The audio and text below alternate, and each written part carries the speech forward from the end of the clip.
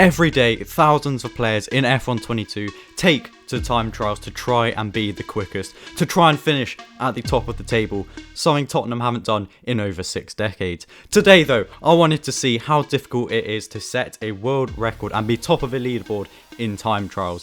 The plan was to try and do this myself as a mid player so I could truly see how difficult and how long it would take.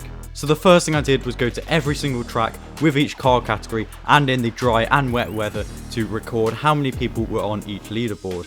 Now this is on PlayStation, but I'm sure it's still pretty similar for other platforms.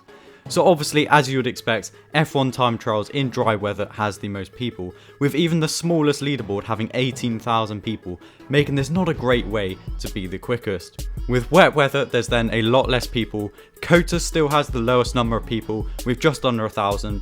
I highlighted Baku and Mexico as well, as they have a fairly small leaderboard and aren't too difficult tracks. F2 in the dry is pretty similar as well, still USA with the least amount of people.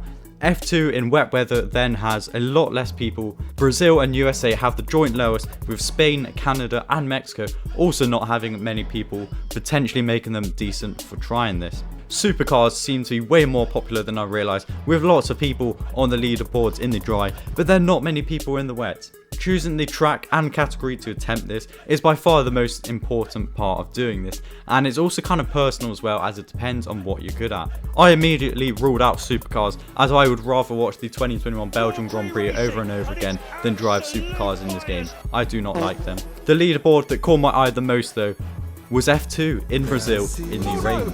According to the game, Brazil is an easy track, and it rains there a lot, so I've definitely got some practice with doing that.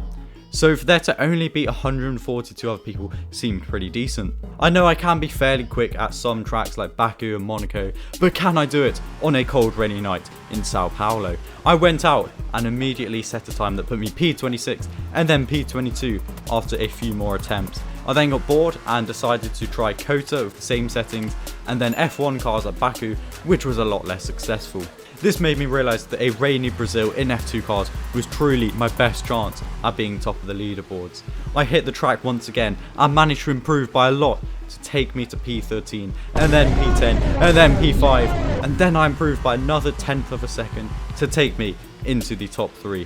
I then just started to bottle every single lap I attempted in classic me style, but eventually I finally managed to set a time that would put me on top of the world, where the world is the other 100 people that have tried this. So yeah, it took me about an hour and a half to do this, including the times I quickly tried out some other tracks as well. So I would say that if you are a half decent player with a little bit of time, it shouldn't be too difficult to be top of a leaderboard. And you know, records are there to be broken, so I challenge you guys, especially those on PlayStation, to try and beat my time with these same settings in Brazil in F2 in the rain, and comment down below if you do so.